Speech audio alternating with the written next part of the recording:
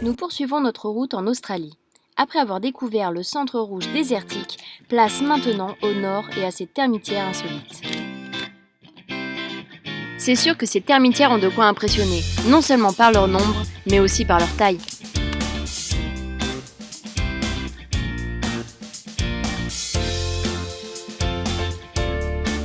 Nous avons pu emprunter de magnifiques routes. Non, c'est une rivière ça.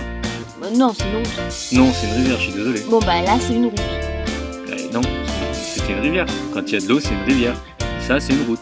Bon, on a pu emprunter de magnifiques routes qui nous ont conduits à des paradis sur Terre.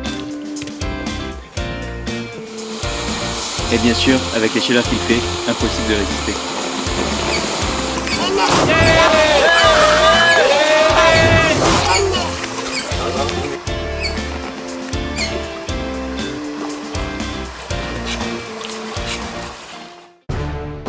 Pour arriver à ces endroits reculés, il vaut mieux avoir un 4x4 bien équipé. Parce que ces routes exigeantes... Non, ça, c'est pas une route, ça. Ça, c'est un lac séché. C'est quand le lac il sèche, et puis après, il n'y a plus d'eau. Bon, on retrouve les routes exigeantes, avec des gros cailloux, des grosses marches, et le pire de tout, je crois que c'est la tôle ondulée sur plusieurs centaines de kilomètres. Et si votre 4x4 n'est pas bien préparé, il risque tout bonnement de finir comme celui-ci, en proie à des vautours qui le désosseront.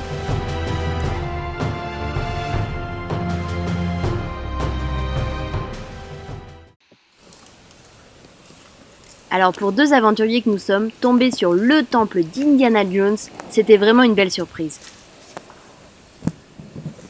On peut être tenté tout de suite de sauter aux lianes ou dans l'eau, ou même d'escalader la paroi. Mais il ne faut pas oublier qu'on est en Australie et qu'il vaut toujours mieux vérifier avant dans l'eau s'il n'y a pas déjà quelqu'un. Ça ressemble plus à une branche qui flotte qu'à un crocodile, ça. Ça, ce sont des vrais crocos. Heureusement, nous ne sommes pas leur principale source de nourriture.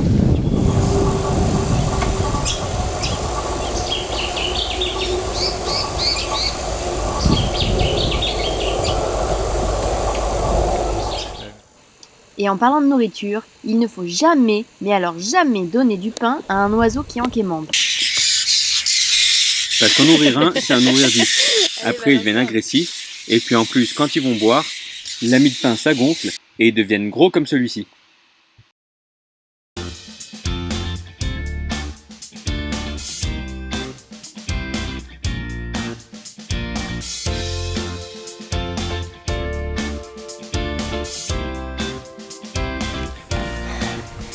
Je suis perdue.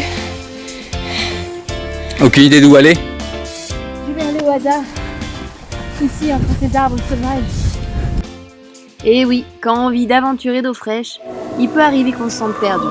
Et dans ce cas, le mieux à faire, c'est de suivre le tempo. Il vous conduira tout droit à l'opéra.